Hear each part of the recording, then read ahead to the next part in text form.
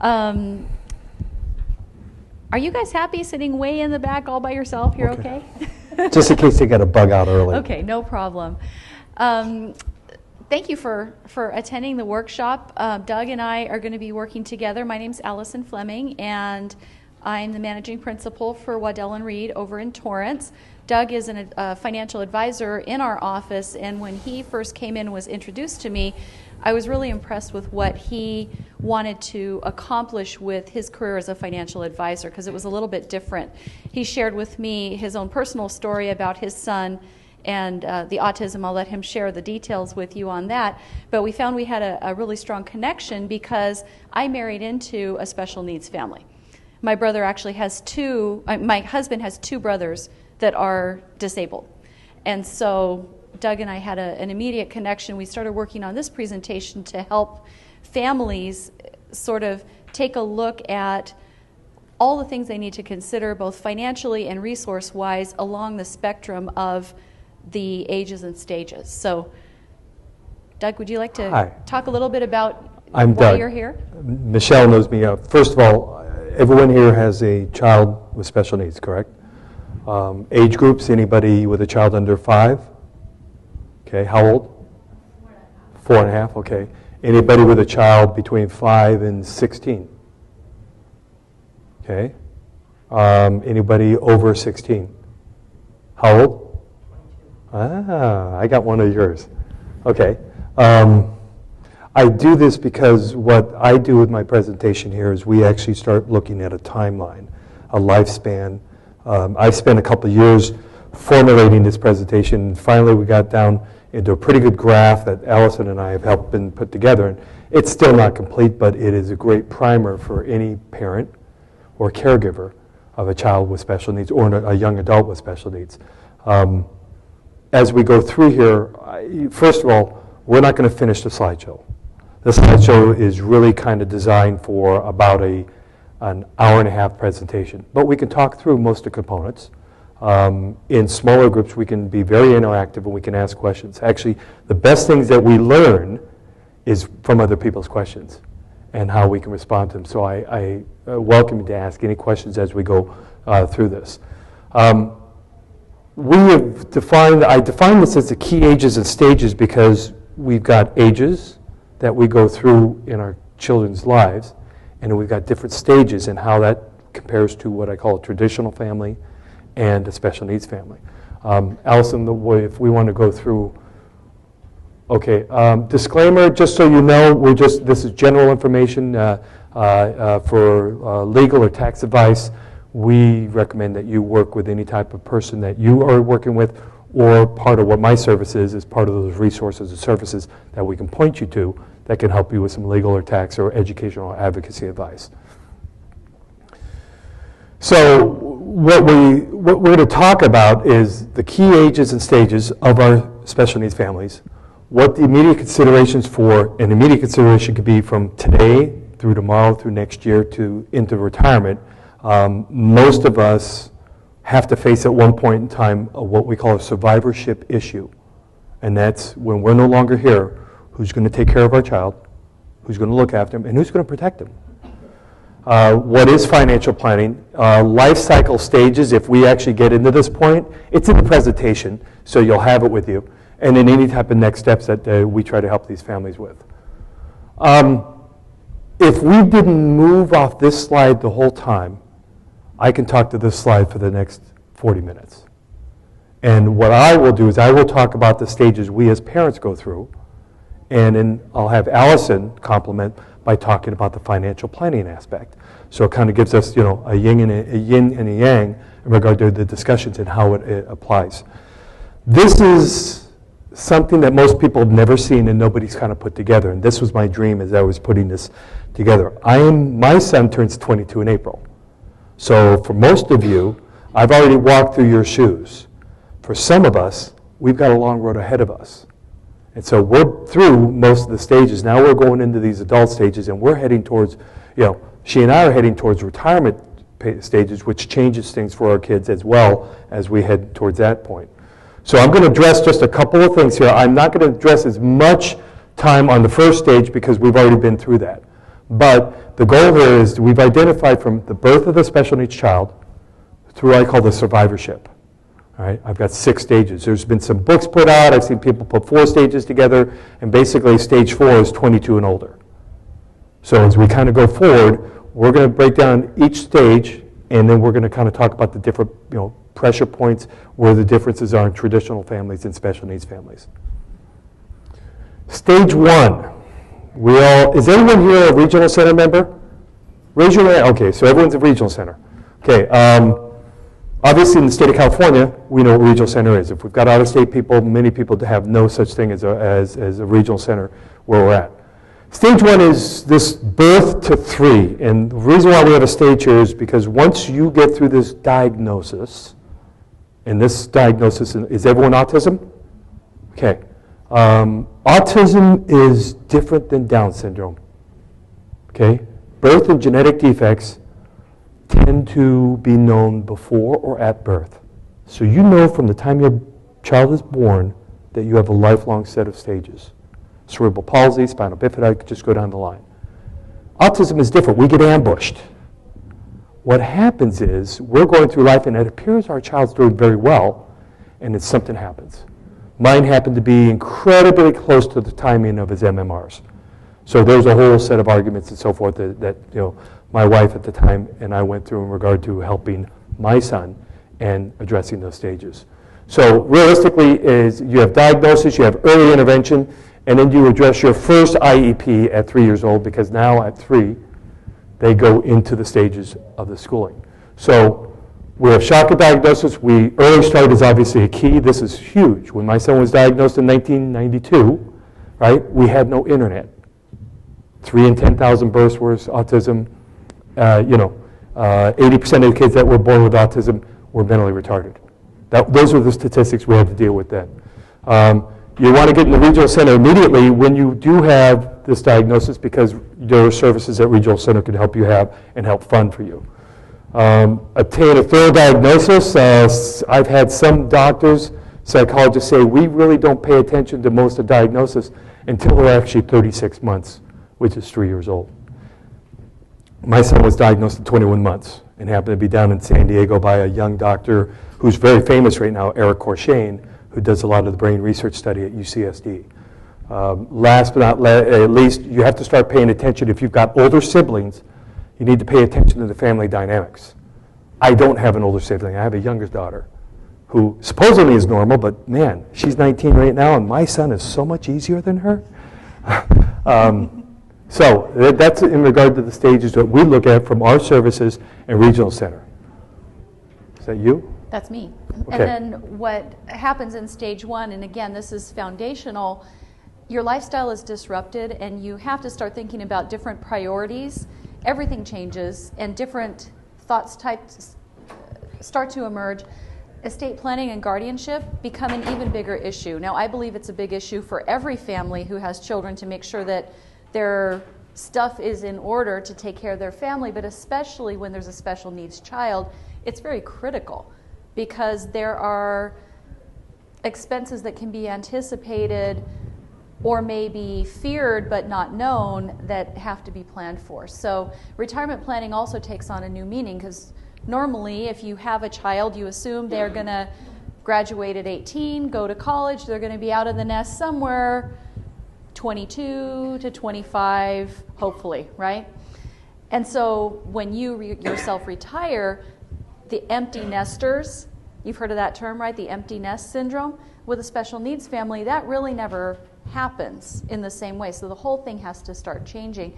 And also life insurance, I think, really needs to be evaluated due to the additional financial requirements and changing family dynamics. So our goal in this stage is really stabilization of some of the unknowns. We can't prevent the unknown, but we sure can stabilize the risks. These empty nesters often find that there's the boomerang crowd today. Yeah. They're coming back after college because there aren't quite the jobs that there used to be. Stage 2, this is now the process. Now we've entered the school system. And by the way, I don't refer, a lot of people have a problem with the regional center and the school. Regional center is the evil empire. the school system's kind of, almost on their side. What I find is the regional center is not the evil empire. These are people, some of them have special needs kids just like you and I, but most of them don't, and most of them aren't trained very well. It's an agency job. What are you going to expect? But there's a lot of fraud in the system, and they're trying to protect the rights of those of us that actually have a special needs child that needs the services from those that are taking advantage of the system and stripping the system of services that could be going to actually truly special needs families. So now we get to the point where the critical component hits the road. That's your first IEP. As a parent, we go typically into this one blind because we have no idea what to expect. And many of us get pushed around because we don't realize going in that it's a negotiation and not on their terms. So part of what I try to do is help families realize and see this as they're going forward. And the responses that we've seen at these ages, here a lot of early intervention and a lot of training can often help improve the capabilities of these children. The realistic numbers are recovery is very rare. Recovery from true autism is very, very rare. Nancy was talking about it next door. I heard at the beginning, and one of her people in her group has a child that's recovered. Once your child is given an autism diagnosis, that diagnosis, even if they're recovered, is with them for life. Now, that sometimes becomes an issue with insurances. So you've got your IEP, which starts in a series of IEPs for your entire education process, and they're all built on top of each other, or services are taken away as you go down your IEPs as you go through. So key here is make sure that you get a real good diagnosis, maybe an independent diagnosis if you can afford it, because the school system's going to do their own diagnosis, and sometimes they're weighted completely different. And your diagnosis independent gives you some of your ammo that you may want to fight to get some of your services. ABA, OT, speech therapies. We didn't have ABA when I was 1992, 1993. Oh, we had it. It was offered to be 40 hours a week, $4,500 a month. That was twice my house payment. And that was an expensive house payment back in 1993. So I couldn't afford it. We did everything we could in regard to paying for some services, and it was about $1,000, $1,500 a month that we tried to give our son. Actually, the person that pulled my son along best was my daughter, because he realized that he was older, he should be doing it, and she pushed him. And anybody that saw Corey on Wednesday, I was asking, and his experience was completely different. The stand-up comedian, Corey, that was doing all this stuff. So consider services that are offered, but those that actually need. Out-of-pocket may be needed to make up deficits for what the school system is offering, and obviously additional paid assistance comes into play. If you don't have family close by, Michelle's got her mom. Here's a great resource. Close by, but if you've got somebody that can come in and be with your family and help you out with your services as you're either working or trying to get other services or going into negotiation, there's going to be some additional caregiving assistance for what you're going through. From a financial standpoint, there are some new things that you need to start thinking about, as well as the cash flow impact, as Doug mentioned, is high in this stage. And not having gone through having a special needs child, I came into it when my husband's youngest brother was 22 when I met him. So it's all been adult experience in my world. But Doug has been through it from birth on. The cash flow impact is really high because of all of the additional outside, perhaps non-covered services that are needed. And if early intervention is the key, you want to do as much of that as possible early on. The problem is that a lot of times this happens when you are not in your peak earning years yourself. You're just getting your career started. You're not too far down the road. If you don't have parents or grandparents to help out, sometimes it really requires some tough choices on your part. Back to the family dynamics, that's another huge impact, is that if the other children in your family are feeling neglected because all the resources are being pointed towards the one with the special needs, it creates a whole other set of circumstances that really there are ways to work with it, but just being aware of it is the first step. I think that balancing spending and savings and balancing current and future is really important. because a lot of people think, well, I'm just going to keep all as much as I can because I don't know what the future holds, and they kind of hoard the money now. What happens if you don't make it till tomorrow? Right? You've hoarded all this money and you haven't enjoyed your life along the way. On the flip side, you cannot live just for today either, because there likely will be a future that needs to be planned for. So striking a balance between those two, I think, is key, especially in this stage as the cash flow gets crazy and there's only so much to go around. Inheritance considerations, we'll talk about this a little bit more later. Resources passing from grandparents is one of the areas that I think bears examination. We were meeting with a couple this morning, actually 8 o'clock this morning we met with a couple who has a special needs child, and we were talking about passing property from her parents. Her grandmother has a home, the parents have a home, they rent another home from the grandmother, and so the whole family dynamic is pretty tight.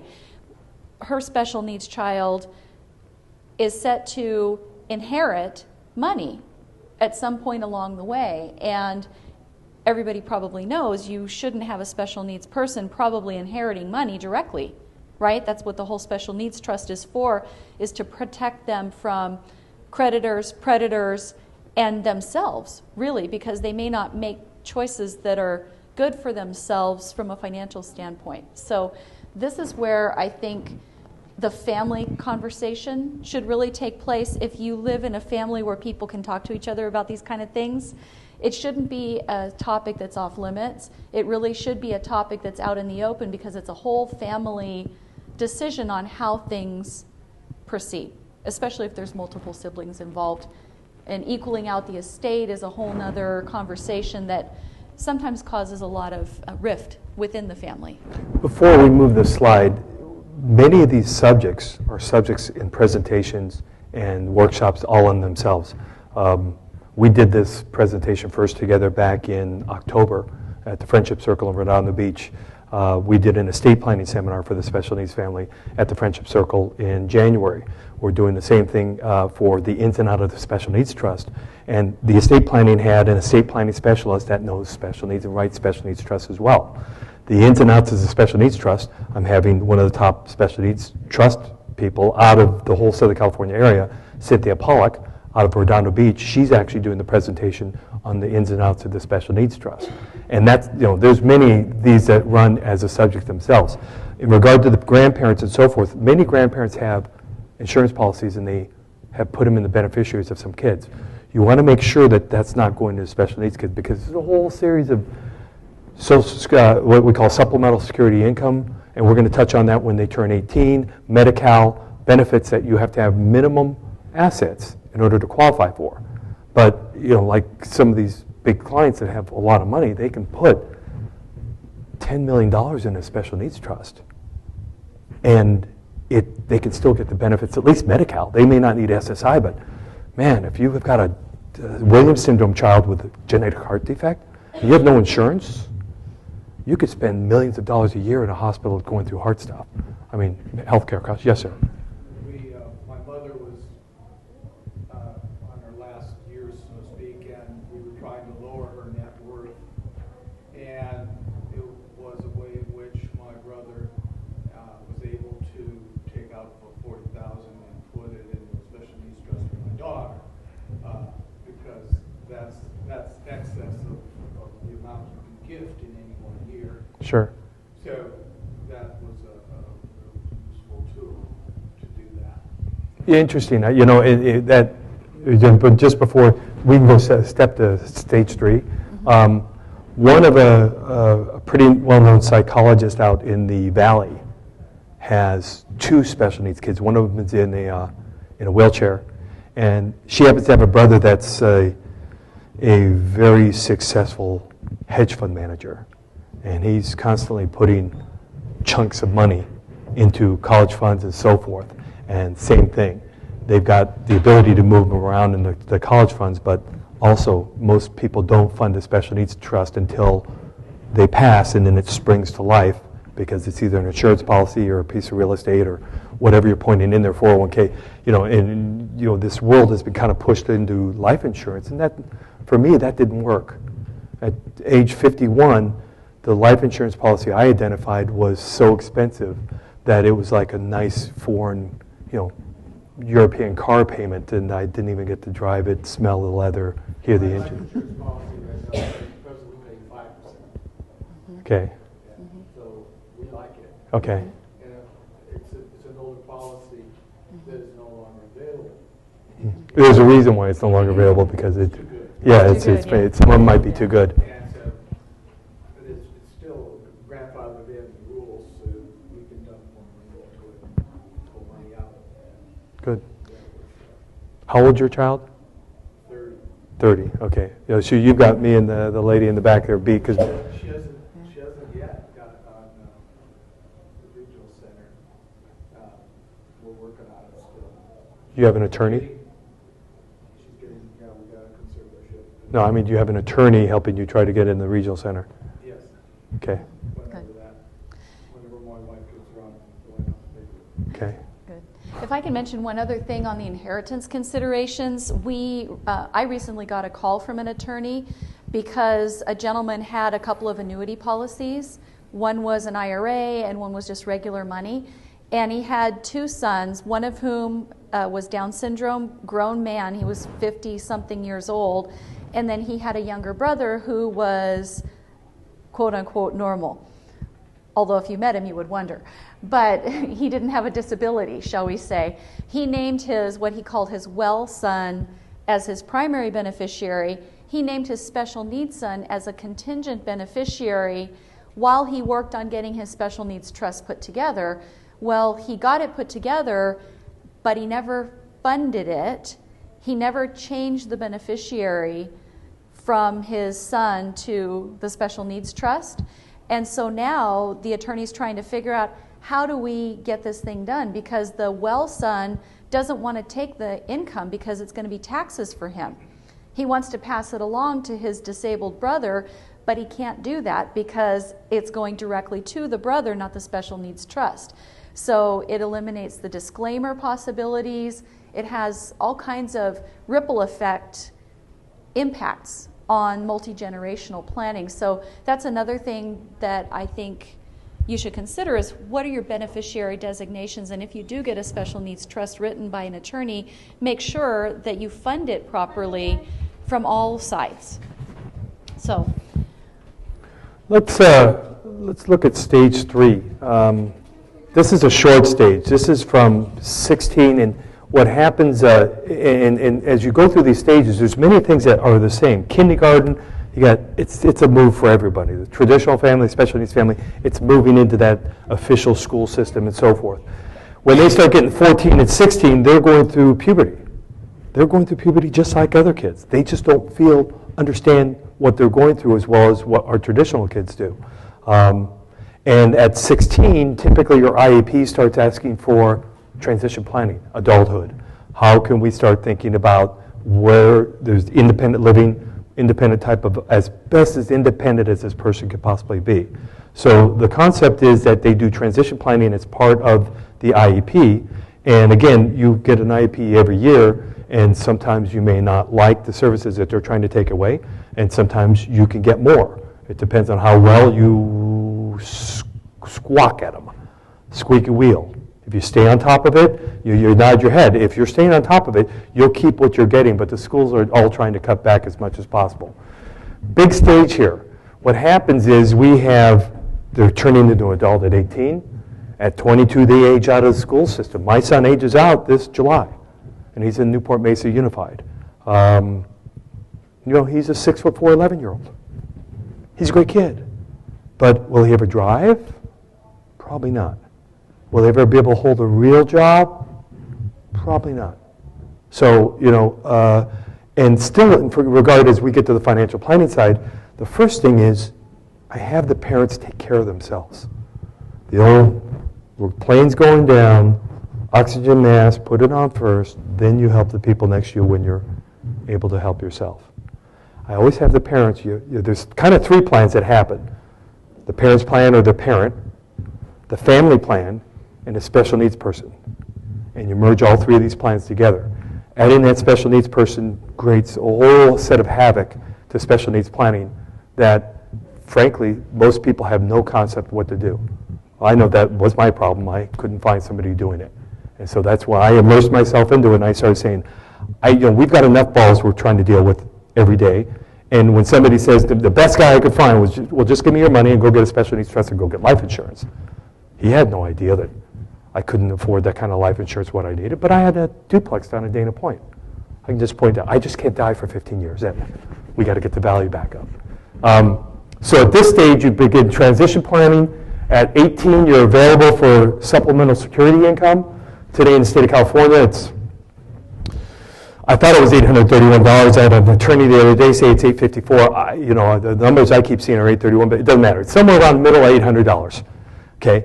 And the way it was written back in the laws until they changed them in the early 2000s, but most of the special needs trusts didn't start getting written correctly, was that SSI was to be used for food and housing. And nothing out of a special needs trust could be used for food or housing. I don't know about you, but what are you going to find for $831 or $854 in Anaheim where you can live and eat? So one of the top guys in West Los Angeles who's written a lot of federal legislation, he opened it up where you can kind of leave it open so you can use the special needs trust. And if you are using it, if somebody's got a $5,000 place they want their kid to live in, and SSI, considers that extra, the worst they can do is take away a third of the SSI. Well, you can give away $220 of the SSI for a nice living arrangement that your child, is well taken care of if you've got that kind of money to be able to leave for them. Otherwise, it just makes prudent, the trustee a prudent person in order to look after what your special need child needs. Conservatorship, that becomes an issue. You're qualified for Medi-Cal. The child is qualified on their own. Conservatorship might be, each family needs to consider this because there's HIPAA. Doctors don't necessarily have to talk to you because they've got all these privacy rights. We have medical directives in regard to power of attorney. So right now, conservatorship is something that my former wife and I have decided to do with my son. That may become an issue as we go a little further down the line. Aging out of the school system at 22, and then adult reality begins, because when they're aging out of the school system, where most of our kids are graduating from college, now we're just starting a lifetime for our kids. So, one of the things about the conservatorship, if I can just interject a little bit, I think it's important to consider whether or not your child is able to figure stuff out as far as being taken advantage of. Because one of the fears that I have for every special needs child is when they get to be 18, they are able to give away everything. They're even able, as Doug was explaining to me when we started preparing this, they're even able to sign away their rights to services if somebody gets a hold of them and they don't have a conservatorship. Now, on the other hand, if they have been trained well enough and are able to think things through to a certain extent to at least ask a question to not be taken advantage of, perhaps you don't need it. Some of the large school districts have pulled a few fast ones that are now finding themselves in court because of pulling those type of shenanigans, yes. All right, we talked a little bit about beneficiary designations. Estate planning and retirement planning really become critical here, and supplemental planning should be done. If it's determined that your retirement assets could last your lifetime but likely won't last the lifetime of your special needs child as well, life insurance is a great alternative. Again, there's a lot of different structures, permanent insurance, and if you know this is going to be your situation, the younger you are when you apply, the better. You're never going to be healthier and you're never going to be younger. It's never going to be less expensive than it is today. It's not the solution for everybody, but I do think that it is a good solution for a lot of families, especially if it comes to second to die insurance. Take some of the pressure off, because if you know that you can go ahead and spend your retirement money on yourself, knowing that when you're both gone, a chunk of cash is going to show up for your special needs child, it gives you more flexibility and more options and some stress relief. And at younger ages, life insurance can be very affordable. Very affordable. Extremely affordable. I have a question, if I can ask one. Certainly. Sure. You said about the retirement. Yes. If you have a retirement Hi. that ends, like my husband's retirement dies, he dies, then it comes to me. Yes. If I die, or let's say we both died, is there any way to make it? No, not right now. He's talking. Can we make it last their lifetime or no? Well, It depends. It depends on which system you're part of. If it's a company pension, then odds are no. If it's part of like the state teacher's retirement, City of LA, it's possible, but we'd have to look at the provisions in the plan. What a lot of people like to do in that case is actually use life insurance as a bridge. Right. But again, you've got to see if the numbers make sense. And so that's where the planning comes in, is what does it look like if you take the life-only pension and use the difference, because if you take the life-only pension, you get the highest amount. If you take a joint pension, like you're mentioning, you'll get a lower amount. There's some difference there. If you can live on the lower amount, and you can take the difference and put it into a life insurance policy, whether it's a regular one or a second to die, sometimes that makes more sense from a comprehensive planning standpoint. Sometimes the numbers don't work. So it would be probably beneficial to have an analysis of that and just get the numbers. Well, I already have the life insurance. I'm Okay. trying to figure out, I guess I'd have to talk to you, is if his pension could go on for the kids. It Sorry, just, that yeah, could go on for me. okay. It's more than- probably yeah, no. Probably no. Most pensions Yeah. end at the life of the spouse. There are some, though, that will return your own contributions. Some of them will pay for a certain period of time or guarantee that whatever you put in definitely gets paid out even Less to get so that it would continue. to you. Yeah. Yes.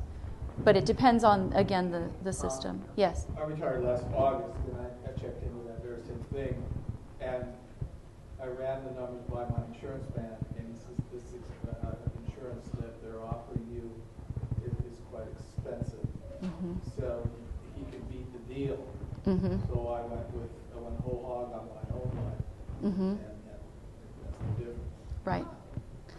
Right, yeah, and that's what they call it, pension maximization. If you've already selected the option to take the joint pension, there may be a provision in the plan that allows a return of a certain percentage of it, and there may not be. So we'd have to take a look and see. Yeah. Stage 4, we're now looking at residential options. 5 minutes, thank you.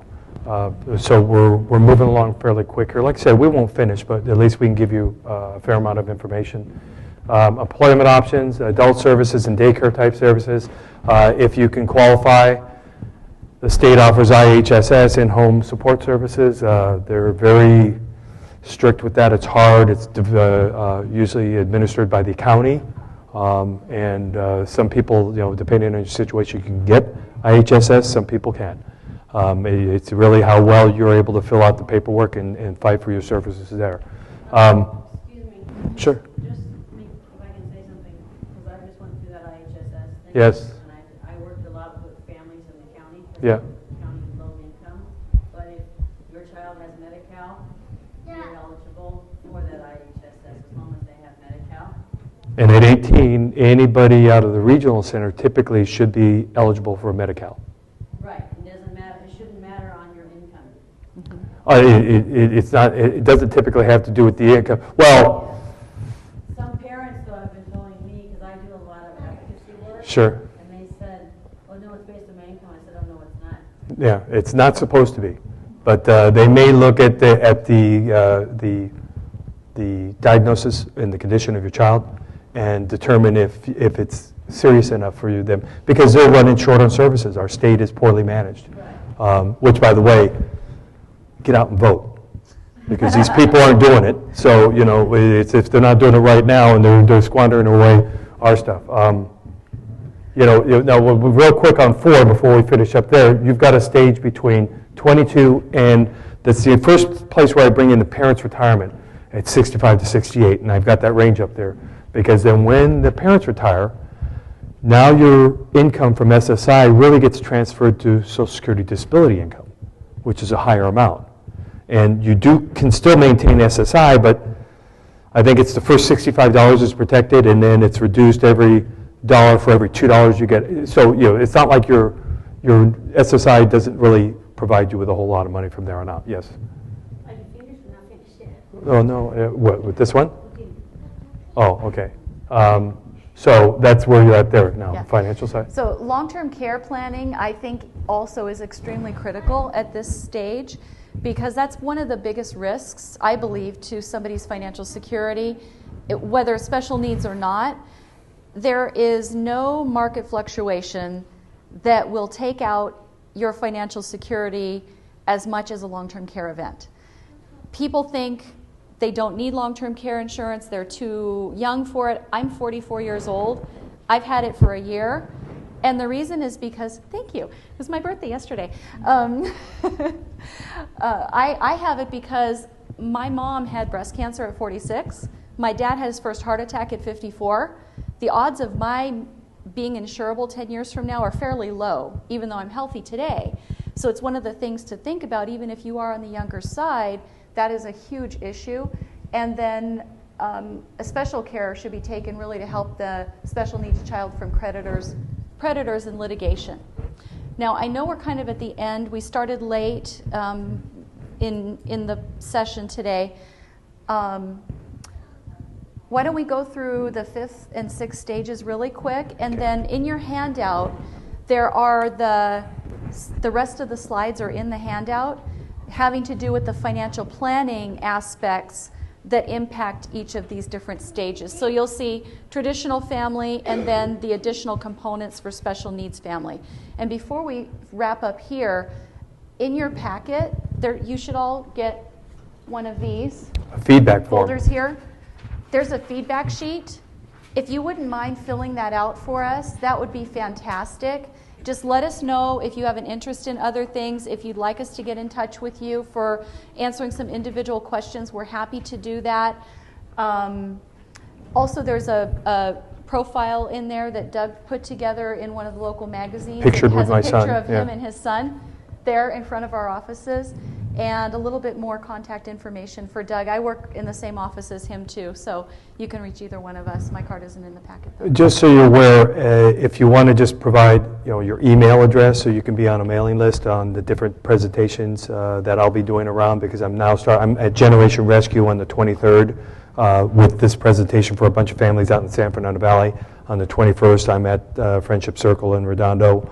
I'm just starting to talk to Friendship Circle down here in Corona del Mar. So we've got, ability to get to different, and then I'll probably be in the August event doing another. But there's a lot of different subjects that we talk on, and you're getting it from a financial advisor, not an insurance person. We don't sell any insurance unless we understand what your financial situation is and what makes sense. Right. Any questions? And the meeting, yes. Question? Yeah, from everything that I'm hearing you guys say, the key to it is like if you do have a child with special needs, don't create some kind of trust fund. It has to be a special needs trust fund, right? Yes, Okay. more than likely. And the other thing too, to realize that there's no obligation, there's no pressure. If you want to come and see us, it's free. We're happy to spend some time with you, and then we'll figure out if we can help you and whether you want our help, and then we'll move from there. Thank you. If you can hand those in, I see we're getting the hook, so come on up and we're going to move on. Thank you all for, okay, we'll be out in the hall then. He said we can talk to people in the hall if you're not going to another presentation. Thank you everybody for your time.